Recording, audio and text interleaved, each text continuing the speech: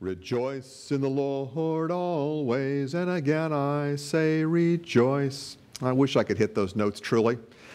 That's a theme of my heart, even though it's not a good theme of my voice, no matter if it's Thanksgiving Sunday or any other day of the year. Singing in that kind of understanding makes a lot of difference. I wonder if you feel that you are a better thanker than you are a grump. So many of us find ourselves to be good at being a grump. At least I feel that way about myself. So I'd ask you this morning, this Thanksgiving Day, if you feel that you are a good thanker. A good thanker has certain characteristics, and again, it's an instruction whether you can sing it well or if you sing like I do. To rejoice in the Lord always, and again I say, rejoice. Tough truths are found in the Bible, and I'm standing with Mark Twain, who once observed something like this: it's not the things in the Bible that I don't understand that trouble me. It's the things in the Bible that I do understand that trouble me. And God's people are intentionally told by God that they are to lead thankful lives. One central Thanksgiving truth runs throughout the Bible. God's people are meant to be thankful people.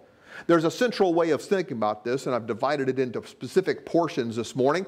And again, you may use the worship bulletin that you received as you came in the door, and you'll observe these as we work our way through the morning. Let me highlight them for you here in the beginning. The first one is going to be about God's acceptance. God's acceptance of me is a central truth that should remind me how thankful I am. And it surprises me, this awareness that God's acceptance of me is complete and universal, because God is all-knowing, as the Bible explains. And I sometimes wonder how God could know everything about me and still be able to be accepting of me. Some days I would take myself off the planet, and I don't mean necessarily to heaven. The second emphasis we'll look at this morning has to do with another reason why we are thankful people, and it has to do with forgiveness. God's forgiveness of my sin absolutely amazes me. Look, you may think you know me, and I may think I know you, but in the truth of our souls, we really don't, just to be specific, you really don't know the level of forgiveness God has granted to me, and neither do I know the level of forgiveness God has granted to you. But God is the holy investigator of our souls, and He knows precisely all things about each of us, and He gives us forgiveness. And that absolutely amazes me and prompts me to be a thankful person. The third one we'll look at this morning has to do with God's unconditional love. His unconditional love tightly holds each sadness of our lives in His embrace. God's unconditional love is the single most merciful act in the universe. God's love reaches out to each of us. So now you have those three. We'll work on those. We'll see how they really are emphasized in different portions of the Bible, but we'll always come back to that simple little song. And you'll be entitled to ask, well, Andy, is this something, just some kind of spiritual Thanksgiving psychobabble that you've made up just to make us feel good on Thanksgiving Sunday? Or is there evidence, are there specific pinpoint ways that the Bible lays this out? Because it's a little bit more than just this little ditty. You know, it could be that I'm just encouraging you with this little phrase of just go be thankful. Just go be happy. It's be like hippity-hoppity off to the church, there for an hour or two, placidly perch. Home again, happy are we, playing the game of eternity. Or is there a real set of reasons that we ought to be thankful?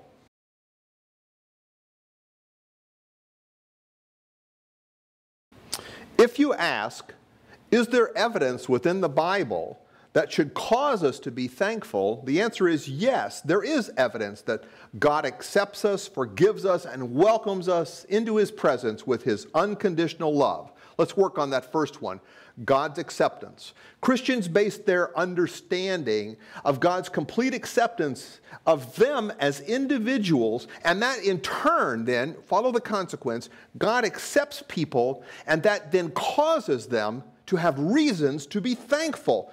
God's acceptance of them has almost always, when you talk to people, has a specific place, a specific time, and a specific call to it. I just know them by the initials, a PTC. Here's what I mean by that. Very few people report actually the experiences of like Peter and Andrew and James and John, the sons of Zebedee, who experienced that primary fundamental call as the Christ walked to them on the shore of Galilee and said simply, "Follow me." The Bible reports that they left their nets and followed him. Very few people report the specific occurrence like that which happened with Saul. You remember that, some of you who are Bible historians and read the book of Acts, that Paul reported that on the road to Damascus, he encountered the resurrected Lord of glory himself, the Messiah, Jesus, who appeared to him and called him a specific place, a time, and a call. But most people cannot record that in such a clear and careful way with a spiritual experience as a direct call from heaven. Many people, however, if you were to ask them, do you remember the first day that you became aware of God's acceptance of you? They'll tell you, yes, they can. They'll actually say it was in a church building. It was at a church camp. It was at some fireside setting. Someone had been playing the guitar. Some special speaker came and spoke. And they'll tell you about it, or maybe it was a Sunday school class, or maybe some individual had a conversation with them in a one-on-one setting. Again, that PTC experience is reported by many people as their understanding of God's acceptance of them when they first became aware of it. But there's another range of people. There are some people, maybe you're here this morning, who never really could say, I never knew a time in my life that I did not know God's acceptance of me. That is, these people, maybe you're one, they grew up with an understanding and a conviction, God's always loved me. I've always thought that from my youngest days. God's always called me, and I always had a sense of his presence.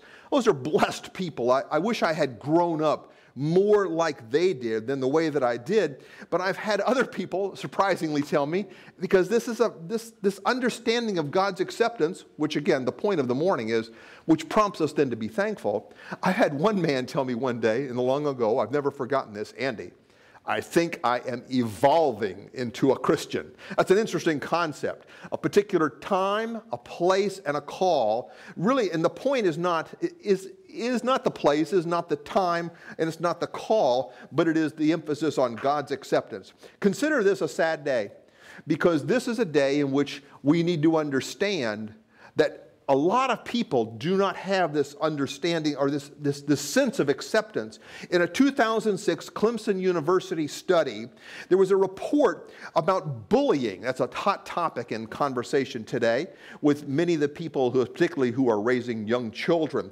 And a surprising thing has happened in our society, and it has to do with the likelihood, in fact, the Clemson University study of 2006 reported that girls are nearly twice as likely to either be bullied or to participate in bullying than boys electronically.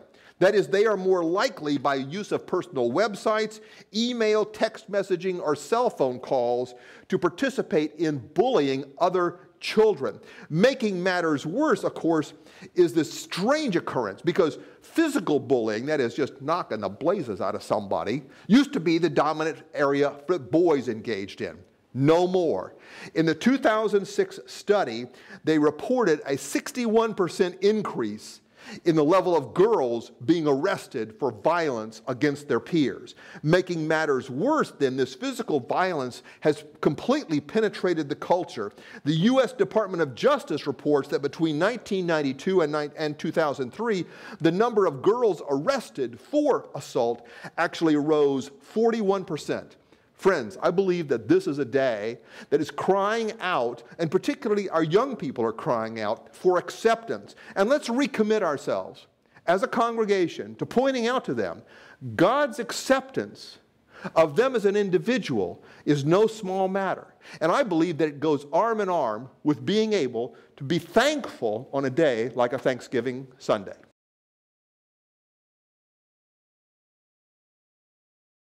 If there is another reason that prompts me at Thanksgiving to be thankful, it is an awareness of God's forgiveness of my sin. That is, God absolutely accepts me, but then that means that he obviously forgives me. Did you follow that transition? If God accepts me, and that prompts me to be thankful, then that's an awareness too that God has absolutely forgiven me, because without being forgiven, how can I possibly be acceptable to him? I believe that forgiveness operates at two very clear levels. The first one is I call it the obvious level. The obvious level is the moment when I become a Christian. That is, that awareness in my heart of God's amazing love consumes me. I respond in belief to God's amazing love, to his amazing grace, as John Newton's old song tells us. And it's an understanding then that comes to fruition, and I make a moment of public proclamation. I make a moment of decision. I believe, I formalize my belief and my understanding in my heart.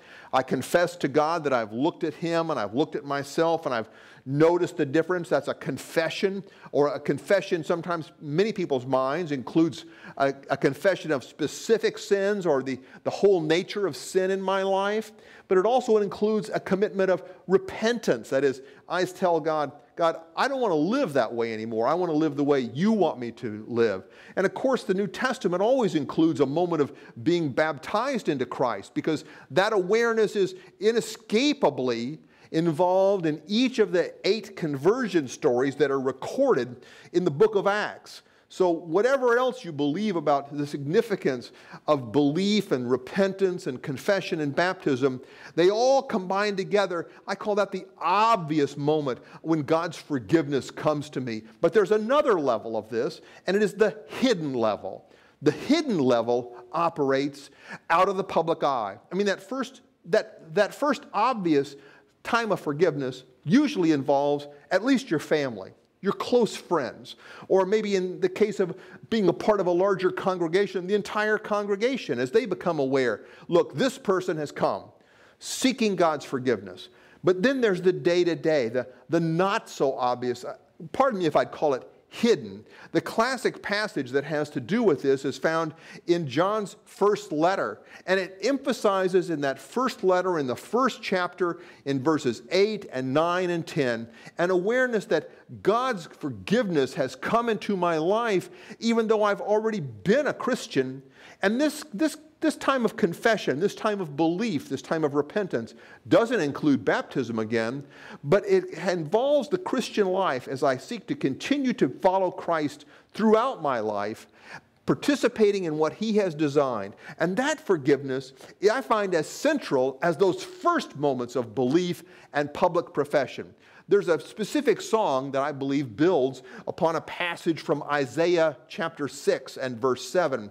The old prophet from long ago writes these words. This is the New International Version. See, he writes, this has touched your lips. Your guilt is taken away and your sin atoned for. Atonement is a fancy word that really truly means forgiveness. Let me give you an idea of what that sounds like with a wonderful lyrical piece of music set in a way that I hope will be memorable to you, that will give you another understanding about how thankfulness is based upon God's acceptance of us and his forgiveness of us. Here's that song.